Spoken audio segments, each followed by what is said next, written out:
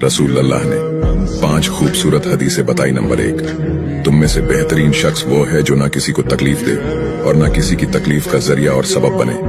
Number 2, जो शख्स दिन में 10 मरतबा सूरतुल इखलास पढ़ेगा, यानी कुल हु वल्लाहु अहद, ये पूरी सूरत पढ़ेगा, अल्लाह ताला जन्नत में उसके लिए महल बना देंगे। नंबर 3, जो शख्स हर फर्ज नमाज के बाद 1 मरतबा आयतुल कुर्सी पढ़ने का मामूल बनाएगा, तो उसके और जन्नत के दरमियान सिर्फ मौत का फासला होगा, यानी वो शख्स मरते ही सीधा जन्नत में जाएगा।